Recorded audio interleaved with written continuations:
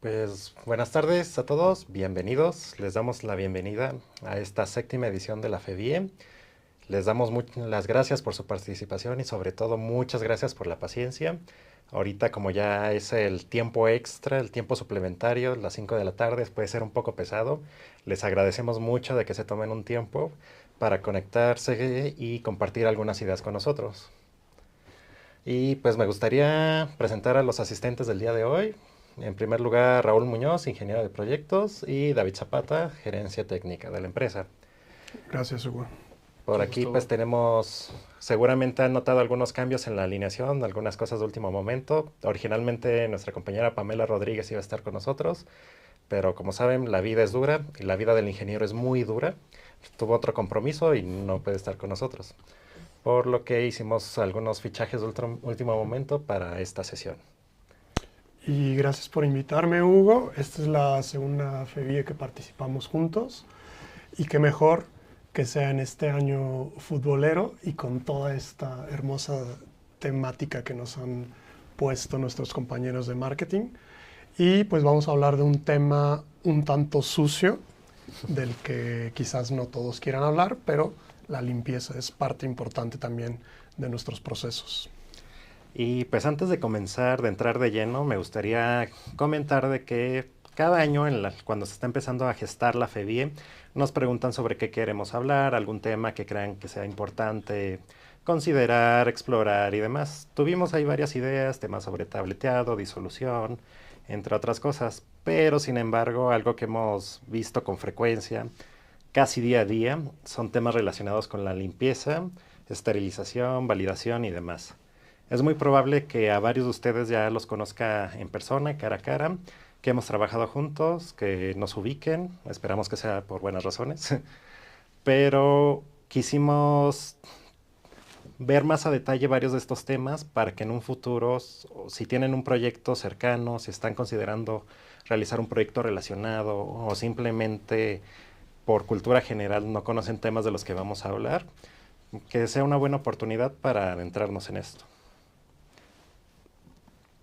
Y pues aquí empezaremos con una pequeña presentación donde queremos tener algunas nociones generales acerca de la limpieza, esterilización, algunas cosas. Ya en la segunda parte de la presentación pues vamos a ver algunos problemas, preguntas frecuentes, algunos de los retos más comunes que vemos durante la instalación de estos equipos. Y ya finalmente vamos a tener una sesión de preguntas y respuestas donde seguramente va a haber mucha tela de dónde cortar, donde vamos a ver varias cosas que seguramente tienen dudas, de que no les tienen del todo claro o que desean profundizar. Y para empezar esta sesión me gustaría lanzar la pregunta al aire de ¿qué es la limpieza en la industria farmacéutica? Mm, Un proceso un proceso crítico, Hay que si me tomar lo en cuenta preguntas. que limpieza en la industria farmacéutica no es lo mismo que nos enseñan en la escuela, no es tan simple. Aquí, por todas las cosas que trabajamos, el tipo de producto que trabajamos, pues son cosas así delicadas. No es tan simple de manejar, no es cosa tan sencilla. Hay que ser muy cuidadosos. La industria farmacéutica es probablemente de las industrias más limpias que existen. Quienes nunca han entrado a un área farmacéutica a lo mejor no lo saben, pero generalmente tenemos que entrar como con los uniformes que vemos en la imagen. Tenemos que tener mucho cuidado, con frecuencia tenemos que darnos un baño antes de ingresar a las áreas de producción, saliendo de las áreas de producción otro baño, utilizar cubrebocas, gafas, taibes, guantes especiales, sanitizar manos, puede ser algo muy tedioso, pero tiene un porqué. Claro, es uno de los principios de las buenas prácticas, evitar tanto la contaminación cruzada de un producto con otro como la contaminación externa. Y pues el personal es una de las fuentes principales de contaminación en un entorno farmacéutico y hay que tener este ajuar completo dependiendo del nivel del área productiva, son las precauciones y el distinto tipo de equipamiento que debemos de tener para no introducir contaminantes externos. Sí, también no olvidemos el, el hecho de que puede provocar la contaminación en lotes productivos, ya sea bueno, desde lo más sencillo, una simple reacción, a un problema ya más crítico, ¿no? Que puede conllevar a un problema de salud y pues también un, un gran problema hacia el laboratorio que está expidiendo, produciendo este tipo de medicamentos, ¿no? Y pues retomando el tema, el objetivo de la limpieza es asegurar la calidad de los productos que se fabrican, así como la seguridad. Los principios activos de los fármacos pueden ser bastante delicados, tenemos que tener mucho cuidado, evitar contaminación o cualquier cosa para evitar que se formen moléculas dañinas para la salud y también asegurar que el fármaco que se consume, que se vende en el mercado y demás cumple ciertos requisitos. Ese es, de modo grosso, es el objetivo que tenemos en la limpieza y es muy importante no escatimar recursos. Y antes de seguir con las siguientes diapositivas, me gustaría retomar algunos conceptos básicos. Para empezar, limpieza. De modo grosso, cuando hablamos de limpieza, nos referimos a eliminar sustancias indeseables de nuestras áreas, de artículos, de equipos en general. Aquí, en cuanto a limpieza, no tomamos en cuenta microorganismos tal cual, aunque también pueden ser limpiados. La mayoría de los jabones tienen cierta acción microbicida, pero estrictamente no nos enfocamos en eliminar a los microorganismos. Cuando sí nos enfocamos en inactivar a los microorganismos es cuando hablamos de desinfección. Aunque el término desinfección no abarca lo que llamamos esporas o esporas bacterianas. Voy a profundizar un poquito más acerca de estos para saber qué es una espora en primer lugar. Y finalmente otro término que vamos a hablar mucho es esterilización. Aquí sí nos referimos a eliminar a todos los microorganismos, independientemente de qué tipo de microorganismos son, hongos, virus, bacterias, etcétera, incluyendo las esporas bacterianas. Y hablando de esporas, probablemente muchos pensamos que las esporas son estas estructuras que tienen algunas plantas para reproducirse, pero hablando en microbiología, las esporas son otra cosa.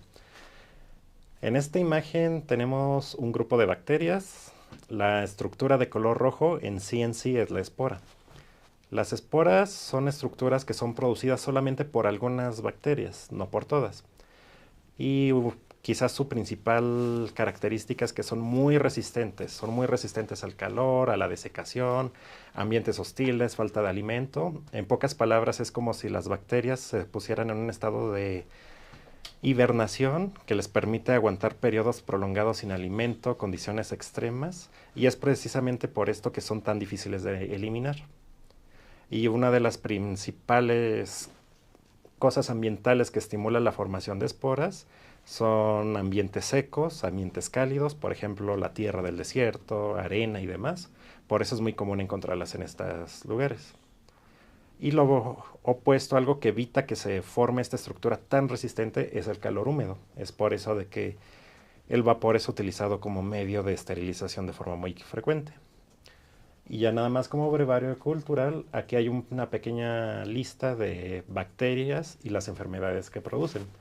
Tenemos desde el tétanos, por eso nos decían de niños que no jugáramos con la tierra y demás, hasta algunas enfermedades muy graves como es el botulismo, que es el terror de la industria alimenticia, que produce una intoxicación muy grave que con frecuencia es fatal. Y los contaminantes que encontramos en la industria farmacéutica pueden ser de diferentes tipos. Solamente por mencionar algunos pocos, tenemos los residuos de producto. Siempre que utilizamos un equipo o trabajamos algún producto, vamos a tener una merma. También los mismos productos que trabajamos eventualmente se pueden degradar. Un ejemplo muy sencillo: el ácido acetilsalicílico, cuando se degrada, produce ácido salicílico, que es una sustancia que puede ser muy irritante para el estómago, producir náuseas, vómitos y demás. Entonces ese tipo de cosas hay que cuidarlas.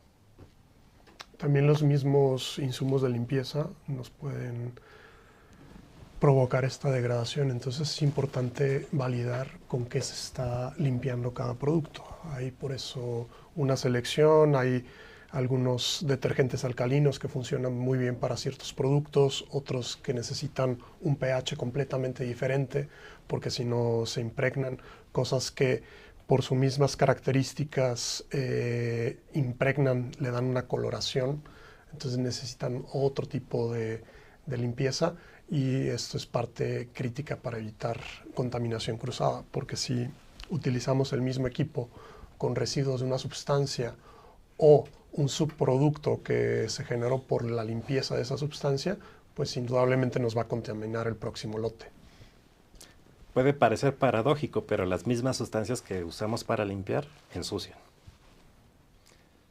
Los excipientes que utilizamos en la fabricación de nuestros productos también pueden provocar mucha contaminación. Recordemos que la mayoría de los fármacos no están hechos exclusivamente de un principio activo, tienen una serie de excipientes que muchas veces es la mayor proporción del mismo fármaco, entonces tenemos que cuidar su limpieza. Los agentes de limpieza, que ya hablamos un poco, y los microorganismos que están presentes en todas partes. La industria farmacéutica no es la excepción, por eso tenemos que tener cuidado de tener mucha limpieza cuando trabajamos.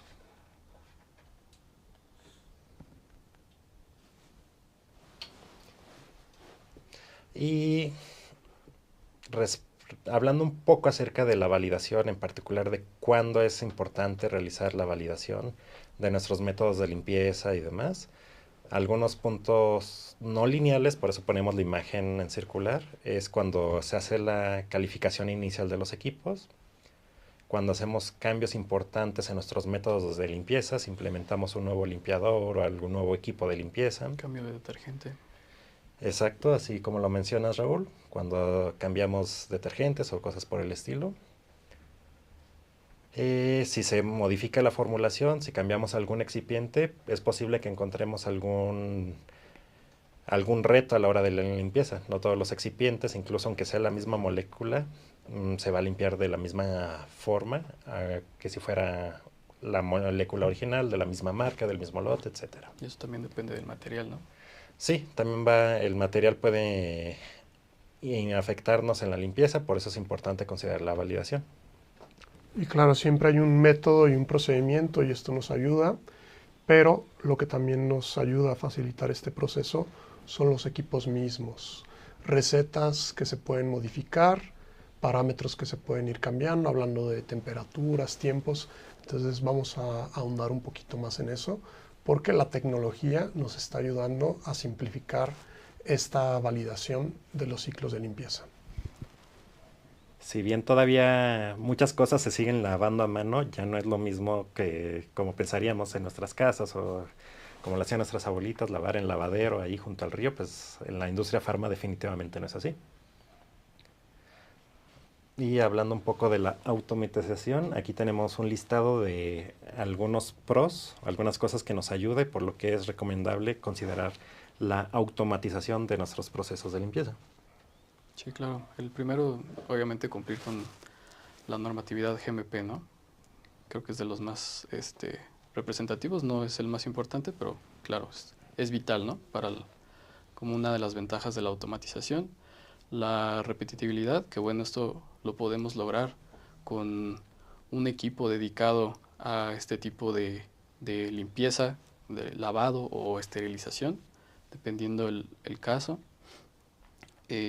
Y algo también muy importante, el cumplimiento de toda esta trazabilidad de datos con el cumplimiento en CFR 21 parte 11 para garantizar que todos los lotes, que todo el material, que todo el lavado o esterilización que se haya hecho ha cumplido con los estándares de calidad necesarios en la industria farmacéutica. Todo es para no dejarlo en manos del operador. El error humano es la causa principal de la mayoría de los problemas que tenemos en limpieza. Es una persona no va a lavar siempre igual, diferentes personas van a lavar diferente, su percepción de un poquito de detergente puede ser abismalmente diferente entre uno y otro. Entonces, por eso las máquinas nos ayudan a que todo esto sea reproducible, repetible y que tengamos información, porque también pasa al momento de capturar los datos, ya sea en una bitácora o en algún sistema computarizado, pues a las personas a veces se les olvida, omiten un paso, se equivocan. Entonces, mientras más automatizado esté el proceso, menos errores van a ocurrir. Sí, por ejemplo, no va a ser la misma energía de un operador en la mañana que un operador justo ahora a las 5 de la tarde. Por eso una máquina sí va a trabajar de forma uniforme a lo largo de su tiempo de vida y demás. Si no, dejando de lado lo eh, cualitativo y pasando más a lo cuantitativo en términos de limpieza. Sí. Y también pues vamos a hablar del elefante en la habitación, el tiempo es dinero. Una máquina tiene la capacidad de limpiar mucho más rápido un lote de material de laboratorio que una persona, por decir un ejemplo. Por eso la eficacia y la capacidad que tienen las máquinas es importante. Y muy relacionado con lo que acabo de decir, pues está el tema de la productividad. Una máquina va a tener la capacidad de trabajar de forma más óptima, más eficaz, más rápida. En cuanto a temas también de nuestro capital humano, utilizar máquinas para la limpieza pues también evita exponer a los operadores a sustancias como que pueden llegar a ser tóxicas a la larga o simplemente evitar que se expongan a cualquier riesgo físico y demás. Claro, hay altas temperaturas, sosas cáusticas que pueden ocasionar un accidente si no se siguen los procedimientos, no traen guantes, lentes, puede ocurrir un daño al personal. Y pues la máquina de alguna forma contiene todo en su interior y de esta forma siempre hay una barrera que protege al operador. Cosas tan simples como la misma ergonomía, que el operador no esté encorvado por muchas horas, cosas por el estilo, pues ya de forma automática pues lo evitamos. Y también las máquinas o una máquina bien diseñada pues te va a gastar menos agua, menos energía, menos detergente y eso ayuda a evitar desperdicio de recursos. Claro, también, pues bueno, otro punto importante, la facilidad de validación con, con todo lo que, bueno, ya hemos visto la simplificación de las calificaciones, revalidar un ciclo, perdón, se vuelve algo más sencillo, algo más viable y algo que, pues bueno, va a estar respaldado para el cumplimiento ante la autoridad sanitaria. Por último, la estandarización y escalabilidad, que pues bueno, eh, muy relacionado a la parte de la repetitividad de los ciclos, de poder realizar el mismo ciclo una y otra vez con la certeza de que vas a tener el mismo resultado siempre. Y pues ya en este punto de la presentación pues queremos compartir nuestra experiencia, algunos retos comunes que vemos día a día. Hay un pequeño dicho relacionado con el fútbol, es que dice que el fútbol es como el ajedrez, solamente que se juega sin dados.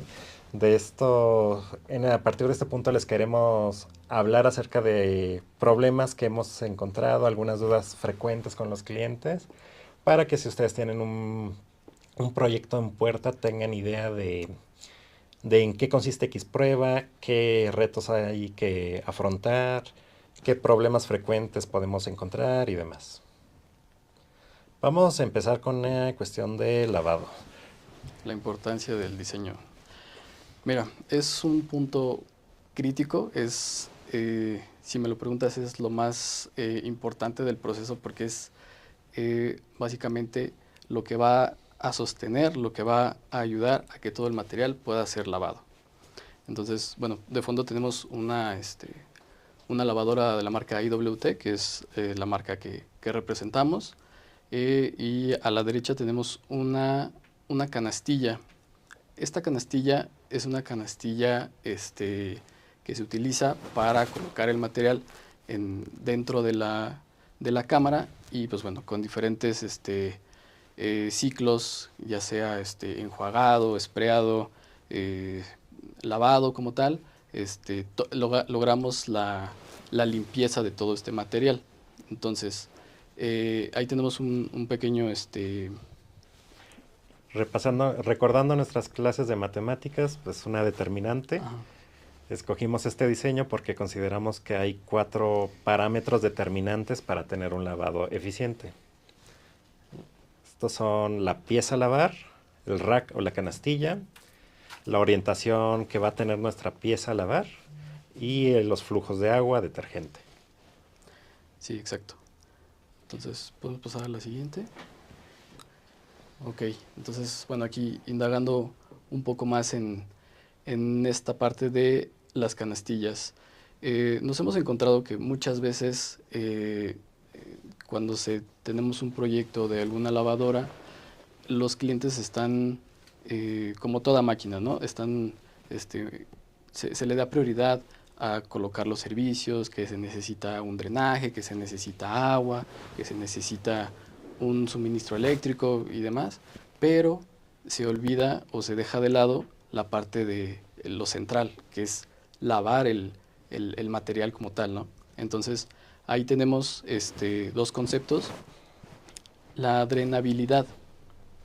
Aquí, pues bueno, entrando en materia del diseño de las canastillas, no hay un manual como tal, no hay reglas de oro escritas que se sigan, sino es más que nada un ciclo iterativo con el cual a base de prueba y error, uno es que va mejorando e implementando cambios para poder lograr un lavado eficiente, ¿no? Entonces, la drenabilidad, pues bueno, tomando de ejemplo los matraces que tenemos ahí, no es lo mismo lavarlos en la posición en la que están. ¿Por qué? Porque ahí vemos que se puede acumular un poco el agua. Caso contrario, si los volteáramos, pues bueno, al momento de sprayar el agua dentro de esos matraces, luego se va a drenar por pura gravedad, ¿no? Ahí es un concepto muy básico, la posición de cómo colocas el material para este lavado, ¿no? Y también hay que tomar en cuenta de que la forma en la que se va a acomodar el material. Las lavadoras arrojan un chorro de agua y hay la posibilidad de que el material que está enfrente tapa el material que esté atrás, que se hagan sombras y así haya un problema para lavar a todo el material. Por eso hay que buscar la configuración ideal en la que todo el material se moje, que esté expuesto a los detergentes y sea lavado. Otro de los puntos, bueno, la repetitividad, ¿no? Que ya lo hemos estado comentando, garantizar que si nosotros colocamos el matraz que tenemos en la foto, ¿no? Un matraz Erlenmeyer, que si nosotros lo colocamos y corremos un ciclo, si lo corremos 10 veces, las 10 veces va a quedar limpio, va a quedar listo para volverse a utilizar en algún otro proceso de investigación, desarrollo, producción, lo que sea, pero vamos a tener la garantía de que es un material limpio. Otro punto también es la productividad y la capacidad de carga. Pues bueno, no es lo mismo el hecho de lavar a mano 500 matraces a utilizar canastillas dedicadas a lavar estos 500 matraces que puedan ser cargas de, no sé, voy a hablar al aire, tal vez de 100 matraces por carga, y pues bueno, eso te ayuda a simplificar un poco más la parte del lavado con este tipo de canastillas que te ayudan a lavar de 100 en 100 en 100, pues bueno, es un tiempo más fácil el poder lavar este tipo de matraces, ¿no? Y también que sean fáciles de manipular. Si queremos lavar las 500 piezas de una sola vez, pues no va a haber una persona que pueda cargar todo eso. Entonces es cuando tenemos que hacer esta división en canastillas más pequeñas o utilizar estos tipos de carritos o troles donde se carga todo y el trole es el que se introduce en la cámara de lavado para que por medio de las ruedas de las rodajas el operador pueda manipular pesos más grandes sin estar en riesgo de alguna lesión. No sé ustedes, pero a mí me da la impresión de que hay muchos clientes que piensan que la canastilla es nada más una cajita donde voy a poner el material al lavar.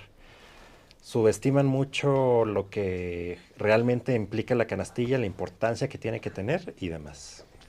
Claro, es diferente, no sé, una lavavajillas que una lavadora Sí, para farma. O sí, sea, una lavadora general. en un entorno doméstico, pues lo más que puede pasar es que tengas que volver a lavar el plato, pero aquí sí pones en riesgo que haya una contaminación, hasta incluso en ambientes un poquito más comerciales, como un restaurante, pues se cuida mucho y una lavadora ya es un equipo que le mete una temperatura más alta y que es un poquito más robusto, porque no quieren arriesgar que existe el riesgo de que un plato o un cubierto se vaya sucio con uno de los comensales. En farma es mucho más crítico si llegara a haber un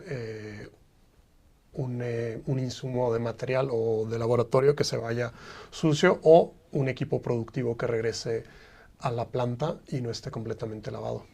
Y hay que hacer énfasis de que estas canastillas son hechas a la medida del material que se va a lavar. Sí, claro. Y a continuación nos gustaría hablar de una pequeña secuencia de cómo se diseñan las canastillas. Como ya les comenté, estas se fabrican a la medida, prácticamente como un traje a sastre, pero para nuestro material, para lo que queremos lavar.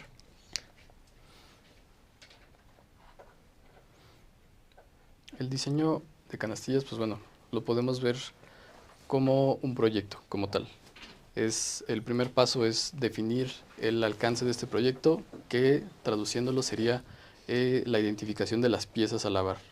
¿Sí? Esto es algo muy importante y es eh, la pieza clave para un proyecto exitoso con este tipo de canastillas. ¿Por qué? Porque, pues bueno, si tomamos de ejemplo el material de laboratorio, hay diferentes marcas de matraces, de probetas, etcétera.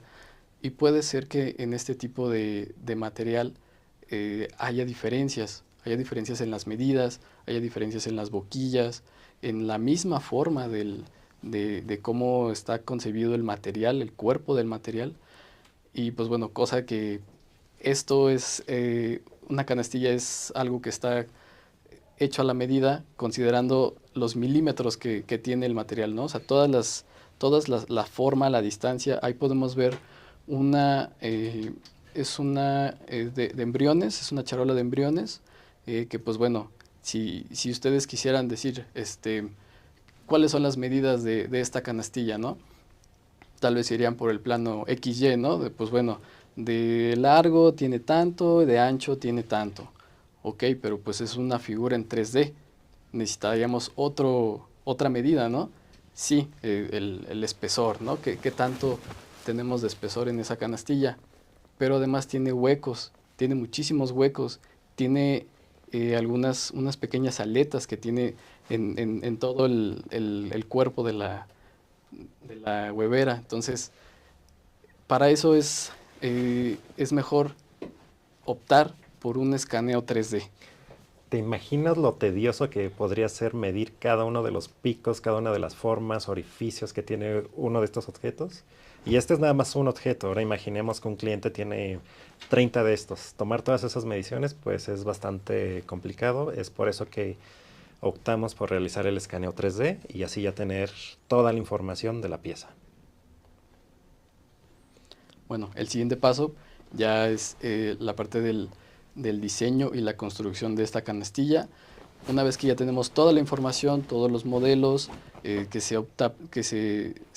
hizo un estudio, se hizo una simulación de un arreglo, un acomodo del material, considerando lo que platicábamos de lo del drenaje, lo del espreado, pues bueno, ya es que se llega a esta parte de la construcción de la canastilla, pues bueno, lista para ya probarse y poderse retar en ambientes reales, ¿no?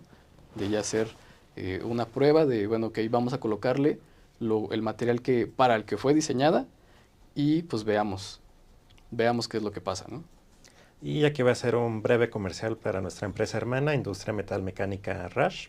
La canastilla de metal que vemos en la fotografía fue hecha en México. Seguimos todos estos pasos de reconocer las piezas, el escaneo 3D, cálculos que se realizan, y en función de eso, el diseño de la canastilla lo hicimos en acero inoxidable. Y finalmente nos aseguramos que funcione, que sea eficaz para el lavado esta canastilla que se construyó. Y aquí les compartimos algunos ejemplos de piezas comunes que se lavan, son piezas de máquinas diversas, cómo se ven cuando son escaneadas en 3D. Como pueden ver, tienen formas muy complicadas. Es muy complicado obtener simplemente las mediciones de forma manual, es por eso que optamos el escaneo 3D. Claro, y también para una persona, pues llegar a todas esas superficies implicaría un trabajo manual muy demandante. Tendrían que entrar con escobillones, algún tipo de esponja, con algún tipo de manipulación flexible. Luego para secarlo tienen que garantizar que todo esté bien. Muchas veces se sopletean las piezas, usan aire comprimido. Entonces se exponen a varias prácticas que pues ya para buenas prácticas pues ya se consideran un poco obsoletas, riesgosas, y dependen mucho de la habilidad de cada persona. Y para una máquina pues es, como vimos, es mucho más fácil reproducirlo. Y bueno, hay retos como este que se pueden hacer justamente para validar que la limpieza, el lavado se hizo de forma correcta. En este punto nos convertimos un poco en forenses y hay una prueba que utilizamos para validar que el diseño de las canastillas es correcto, que las lavadoras están lavando bien y que también se puede aplicar para algunos otros equipos. Aquí utilizamos un reactivo conocido como riboflamina. Es también conocido como vitamina B2, muy común en nuestros alimentos y demás. Quienes lo conocen en persona, pues es un polvo de color anaranjado. Sin embargo, si lo observamos en la oscuridad con luz ultravioleta, emite un brillo muy característico. Aquí en esta imagen, pues la concentración de los matraces en la imagen de la izquierda es relativamente alta y por eso se ve tan marcado, pero podemos hacer diluciones de esta riboflamina muy diluida y aún así en oscuridad y con luz ultravioleta alcanzamos a percibirla. Aquí tenemos un ejemplo práctico de la misma canastilla de la que hablamos hace un par de diapositivas. Del lado izquierdo, dependiendo de la resolución de sus computadoras, probablemente pueden distinguir el brillo fluorescente. Esta es la pieza antes de ser lavada. Rociamos nuestra solución de riboflamina, después hacemos el lavado y una vez que ya se concluye el lavado volvemos a observar bajo luz ultravioleta y aquí en este caso podemos observar de que la riboflamina fue limpiada correctamente.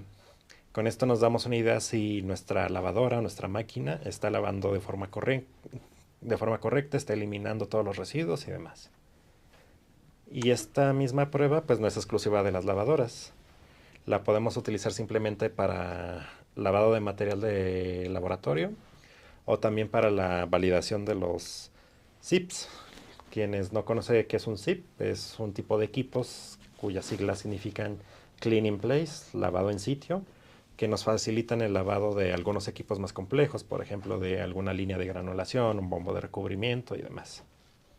Sí, esta prueba es un reto, como comentas, Hugo, pero también los equipos automatizados tienen una forma de estar verificando esto cada ciclo y por eso incluyen sensores. El más común con el que validamos limpieza es por conductividad, cuando estamos haciendo el enjuague con agua purificada o agua desmineralizada, dependiendo del nivel de pureza que nos pide el proceso, pues justamente examinamos este drenaje y vemos si todavía hay algún residuo de alguna sustancia o podemos determinar que la pieza ya fue completamente lavada después del ciclo. Recordemos de que el agua desionizada no conduce electricidad, sin embargo el agua con sales, o en este caso con contaminantes, sí conduce la electricidad. Es por eso la importancia de medir la conductividad. Y pasando a otro tema, ahora me gustaría hablar un poco acerca del calor húmedo. Probablemente la mayoría sabemos que el equipo de cajón que se utiliza para la esterilización son los autoclaves, que son equipos que generan calor húmedo, que utilizan vapor a presión para la esterilización. Pero probablemente no sabemos todos por qué preferimos el calor húmedo al calor seco. ¿Por qué no mejor utilizar simplemente un horno? ¿Por qué utilizar el vapor, que puede ser en ocasiones tan difícil de manipular, en lugar de un simple horno? Pues en esta pequeña tabla les explico un poco de por qué preferimos el calor húmedo sobre el calor caliente.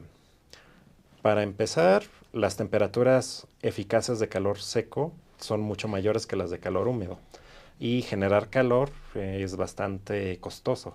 Son temperaturas muy altas, es un consumo de energía muy alto.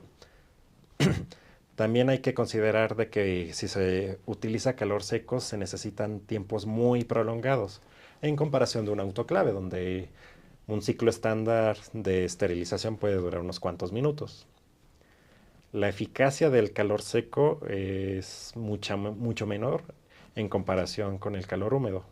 Como lo mencioné hace unos momentos, pues las esporas son resistentes al calor seco, entonces no es tan eficaz como lo es el calor húmedo. Y otra ventaja es que al no utilizar temperaturas tan altas, la gama de material que podemos meter a esterilizar es mayor, entre ellos algunas cosas como textiles, plásticos, gomas y demás, que si los sometemos a temperaturas más altas se van a deformar, quemar e incluso pueden dañar a nuestro equipo, quedándose pegado en las paredes del horno, por ejemplo. Y aprovechamos características, justamente hablando del vapor, que el vapor puede transmitir una gran cantidad de energía, y justamente cuando estamos en este punto mágico donde el vapor está en su punto de saturación, toda la energía que ese vapor trae, cuando se convierte a líquido, pasa a los objetos. Por eso es el tipo más común de esterilización que tenemos. Claro, habrá aplicaciones que requieran de un esterilizador por aire caliente, pero para la gran mayoría de las aplicaciones, tanto médicas como farmacéuticas, la opción costo-beneficio se va por una autoclave de vapor. Sí, voy a hacer un pequeño paréntesis para mencionarles de que vamos a hablar en esta presentación únicamente de métodos físicos de esterilización, pero si tienen intereses en algunos métodos químicos, el día de mañana nuestros compañeros de Sanirem van a tener una presentación sobre el uso de peróxido como método de esterilización. Y un parámetro que con frecuencia es ignorado durante la validación de los autoclaves es la calificación de la calidad del vapor. Voy a mencionarles de que en la legislación nacional no es obligatorio, pero sin embargo hay muchas normas internacionales de que nos solicitan verificar la calidad de nuestro vapor. Este fragmento es precisamente de la Organización Mundial de la Salud, sobre buenas prácticas de fabricación de productos estériles y algunas otras normas en las que sí es obligatorio. Aquí hay algunas, por mencionar algunas. Muchos de ustedes trabajan para compañías internacionales o venden productos en el mercado extranjero, y por lo tanto no solamente tienen que cumplir con los estándares de la COFEPRIS, sino que también con estándares internacionales. Y hablaremos de 3 parámetros aquí: gases no condensables, sequedad y sobrecalentamiento. Para hablar de estas pruebas hay que retomar la que fue nuestra materia favorita en la escuela: físico-química, termodinámica. Pueden ser un poco difíciles de entender y también son difíciles de realizar. Vamos a empezar por el punto de que el vapor, a ser un gas, es muy difícil de manipular. A diferencia de un sólido, un líquido, que yo puedo tomar un vaso de precipitado, muestrear un poco y manipularlo, con el vapor va a ser complicado. Para empezar, la temperatura del vapor es muy alta, hay un riesgo de quemaduras y demás. Y también los gases, al ser tan inestables, tan caprichosos, no los podemos contener de forma fácil. En cuanto a los gases no condensables, esta prueba se refiere a la cantidad de gases que no se condensan a temperatura ambiente que pueden estar en el vapor. El agua se condensa a 100 grados centígrados a nivel del mar. Aquí en la altura de la Ciudad de México es un poco inferior. Pero si lo comparamos con otros gases que están presentes en el aire o que pueden estar presentes en nuestro vapor, como lo puede ser el nitrógeno, el oxígeno, etcétera, vemos una diferencia de más de 100 grados centígrados. Si nuestro vapor tiene una cantidad elevada de estos gases, se va a provocar la formación de una barrera alrededor del material a esterilizar, lo que va a complicar la penetración del vapor hacia el material a esterilizar. Como se mencionó, el vapor transfiere calor de forma mucho más eficiente que el aire seco. Y algunas causas de problemas relacionados con estos gases en nuestro vapor es el ingreso de aire en algún punto del sistema del autoclave. Los autoclaves son máquinas complejas que tienen muchos componentes, muchas tuberías y demás. Si hay alguna que esté fallando, puede provocar que ingrese aire a la cámara de vapor. Otro es la sequedad. Esta se refiere a la cantidad de humedad que hay presente en el vapor. Si hay demasiada humedad en nuestro vapor, se van a provocar cargas húmedas. Va a ser como si estuviéramos esterilizando con agua caliente. Y también si tenemos mucha sequedad, más bien nuestro vapor se va a comportar como aire caliente y no va a ser tan eficiente. Y por último, sobrecalentamiento. Esto se refiere a la cantidad de energía que tiene el vapor. Si es demasiada esta energía, es decir, si está muy caliente, va a ser más complicado que se condense y se va a estar comportando más como aire caliente que como vapor. Y como una imagen habla más que 1000 palabras, me gustaría mostrarles un poco acerca de unos objetos que trajimos aquí para mostrarles. En primer lugar, este codo de muestreo. Este lo utilizaremos para tomar las muestras de vapor. Este se conecta a la tubería del autoclave y se dirige al interior de la cámara. En estos orificios son puntos de muestreo donde realizaremos las pruebas para estos 3 parámetros. Y este aparato que tenemos aquí en la mesa lo utilizamos para medir la cantidad de gases no condensables. Como pueden imaginarse, aquí no tenemos un suministro de vapor, simplemente lo vamos a mostrar de forma un poco sencilla.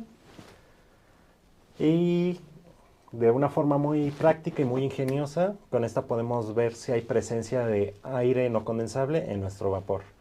Se conecta este condensador al vapor, el vapor se enfría, una cantidad de agua va a salir por acá y en esta bureta van a salir burbujas de aire en caso de que haya gases no condensables. Y también les muestro relacionado, pero ya esto no cuenta como la calidad del vapor, les muestro un condensador. Muchas veces también tenemos la necesidad de medir diferentes parámetros en el vapor condensado. Ya esto ya es un poco más sencillo porque aquí ya es vapor líquido. Este condensador es bastante ligero, es muy práctico, lo podemos instalar fácilmente, únicamente necesitamos agua que funcione para enfriar el vapor. Conectamos el vapor y aquí en la parte de abajo recibiríamos nuestro condensado. La ventaja que tenemos con este es de que lo tenemos a la mano nosotros. Si necesitan hacer una demostración para ver si es viable para sus autoclaves y demás, pues fácilmente podemos agendar una visita y hacer algunas pruebas. Todo esto nos ayuda porque muchas veces se cuestiona el equipo o se cuestiona al proceso mismo, que si es poco tiempo, que la distribución de calor en la cámara, que si es un mal diseño, pero muchas veces se refiere a estos parámetros, que tenemos estas bolsas de aire dentro de la cámara que no nos permiten una mezcla adecuada del vapor o un alcance adecuado del vapor. Tenemos autoclaves en líneas muy alejadas del punto de generación, donde ya el vapor ya no se encuentra con las características óptimas, ya trae mucha humedad o no hay un trampeo adecuado o un separador de gota.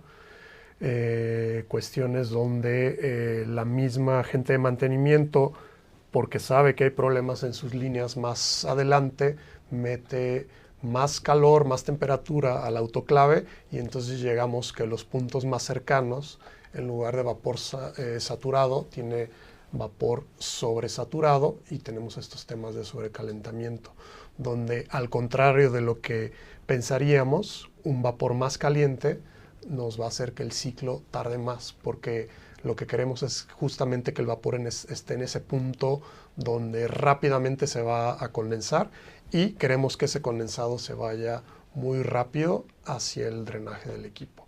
Entonces necesitamos cuidar varios factores.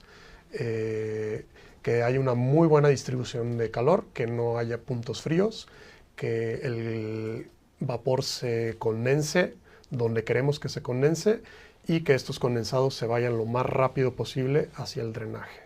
Cualquier otra cosa nos puede ocasionar problemas, incluso hay problemas donde las cargas terminan empapadas y podemos echar a perder algunas cargas, no sé, cosas que sean textiles o cosas que sean estos platos de Petri. Podemos echar a perder una carga completa por exceso de humedad. Entonces todo esto hay que cuidarlo y normalmente no se hacen estas pruebas y todo se le atribuye o al proceso o al equipo. Entonces pues también son tips que hay que cuidar y son cosas muy sencillas. Se puede hacer yo creo que en un par de horas y se puede determinar si un equipo está recibiendo el vapor de forma adecuada de su caldera. Y aquí les muestro el mismo condensador de que les había mostrado en la cámara. También hay la versión fija por si ustedes quieren dejarlo directamente conectado a las tuberías a un costado de su autoclave. Es muy sencillo de realizar. Y ahora me gustaría hablar de pirógenos. A lo mejor han escuchado mucho de estas pruebas y demás. En realidad los pirógenos no son microorganismos, sino que son moléculas, también conocidas como endotoxinas, que su principal característica es de que provocan una reacción en cadena en el organismo y producen una fiebre. Aquí tenemos un esquema muy sencillo de la pared celular de una membrana. En este caso, las fibras de color rojo son las endotoxinas. Estas, como les comento, producen una reacción en cadena muy fuerte, lo que nos provoca fiebre, que puede ser incluso letal o provocar muchos problemas. Es por eso que tenemos que tener mucho cuidado en la desperogenización. Aquí hay un pequeño esquema de bacterias. Si las bacterias son destruidas por un proceso de esterilización, liberarán su contenido y liberando las endotoxinas. Entonces es importante eliminarlas también. No basta con matar a las bacterias. Y los equipos que se utilizan para despirogenizado son diferentes a los de la esterilización, aunque tienen muchas cosas en común. De forma breve, yo diría que se trabajan temperaturas más altas para desnaturalizar a las endotoxinas y también utilizan chorros de aire para eliminarlas de las superficies. Este es un túnel de desperogenizado, es uno de los equipos más comunes para esta operación. Es parecido a un horno, pero tiene también una serie de ventiladores que provocan chorros de aire para eliminar las endotoxinas de la superficie de nuestro material. Y aquí les pongo algunos de los puntos clave que hay que considerar durante la calificación de un túnel de desperogenizado. Medimos velocidad de aire, el patrón que forma este aire que se está soplando, el mapeo de calor, ya que trabajamos con corrientes de aire, este puede ser un poco inestable, hay que tener cuidado de que cumpla ciertos estándares. Todos los chorros de aire que se inyectan al equipo pasan a través de un filtro EPA, hay que verificar que estos estén íntegros. Y una prueba muy peculiar es la determinación de las endotoxinas. Es el equivalente a la determinación de estándares de controles microbiológicos en la esterilización. Y para la determinación de endotoxinas se utiliza un reactivo que se extrae de este animal, conocido como cangrejo herradura. De la sangre de este animal se obtiene una sustancia que se conoce como lisado de amebocitos de Limulus, o más fácil, LAL. Cuando reacciona con endotoxinas se produce un coágulo. Y esta prueba se puede hacer tanto de forma cualitativa como cuantitativa. La cualitativa es muy sencilla, simplemente verificamos si se forma un coágulo en nuestro tubo de ensayo. Si lo ponemos boca abajo y se mantiene este coágulo, significa de que hay presencia de endotoxinas. Si queremos ser más específicos, podemos utilizar métodos cuantitativos. Probablemente ustedes ya conocen muchos proveedores de kits para estas detecciones y quizás ya lo han llegado a utilizar. Y aquí hay algunos retos comunes que observamos durante la validación de túneles de despirogenizado. Okay. Creo que ya nos consumimos el tiempo. No sé si creo que es la última diapositiva. Que hagamos... Si gustan, okay, nos perfecto. interesa mejor escucharlos a ustedes, sus preguntas, respuestas.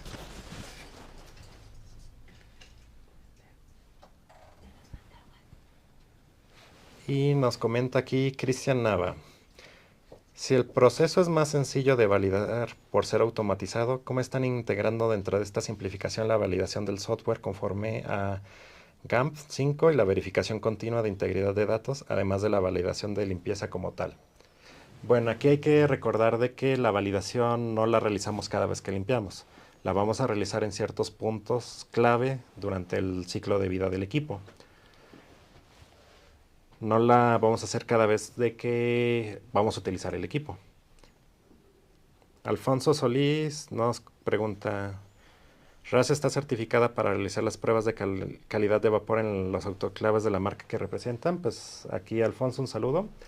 Aquí te comento, nosotros representamos a la marca Hochner en cuanto a autoclaves. No estoy seguro cuántos años llevamos representando esta marca, creo que al menos 20 años, supongo. Sí. Puede ser que incluso más. Tenemos muy buena relación con Hochner. Todos los servicios, todas las refacciones, todo lo demás que está relacionado con Hochner, pues estamos acreditados por ellos. Claudia Farfán nos pregunta, ¿la compra de las lavadoras en automático considera las canastillas? La compra es, bueno, sí, dependiendo de también el alcance con el que se llegue en la venta, en las negociaciones, pero pues sí es común que se venda la lavadora junto con las canastillas, porque si no, pues bueno, si no, ¿con qué lavarías el material, no? Es como si comprar un carro sin llantas, no vas a poder utilizar el carro, ¿no? Tienes que comprar todo completo para poder utilizarlo. También hay diferentes aplicaciones. Tenemos lavadoras muy grandes que son para contenedores tipo IBC. Tenemos lavadoras mixtas donde se lavan tanto contenedores grandes como piezas pequeñas. Y hay lavadoras pequeñas que están enfocadas solamente a todo este material de laboratorio. Entonces puede cambiar un poco, pero normalmente sí se compran las canastillas junto con el equipo. Claudia Farfán nos pregunta, al realizar la compra de la lavadora... Al realizar la compra de la lavadora en sus pruebas FAT, ¿siempre realizan la prueba con riboflamina? Eso se puede incluir o no dentro de las pruebas FAT. Eso ya es igual, dependiendo de tiene un costo extra el hacer esta prueba para asegurarse de esta validación de limpieza. Yo en lo personal lo sugeriría porque creo que es algo así como la cereza en el pastel para asegurarnos de que el equipo está siendo funcional para la limpieza. Y hay un pequeño pregunta de Jonathan Arriaga. Nos pregunta si recomendamos los sistemas por esterilización de peróxido. También son eficaces y tienen la capacidad de esterilizar, aunque yo te recomiendo que el día de mañana te inscribas al seminario de Saniren. Ellos justo van a hablar de esterilización por peróxido y ellos son los expertos en la materia. Ellos te pueden orientar muchísimo más de lo que yo sé. En general sé que son muy eficaces también para la esterilización, pero ya este es un método químico, tiene sus pros y contras. Y creo que son todas las preguntas. De todas formas, si más adelante tienen alguna pregunta, algún comentario, con confianza se pueden acercar a nuestra página de internet, nuestras redes sociales, o quienes ya me conocen, pues directamente con mi contacto y con gusto los vamos a atender. Perfecto, muchas gracias Hugo, y no se olviden de contestar la pequeña encuesta que les va a salir al momento que le den finalizar a esta sesión de Zoom. Su participación es muy importante porque con eso vamos a tener la retroalimentación para futuras ferias, y pues como comenta Hugo, mañana tenemos todavía 2 sesiones más, entonces no se las pierdan. Muchas gracias. Nos vemos. Gracias. Hasta luego. Hasta luego.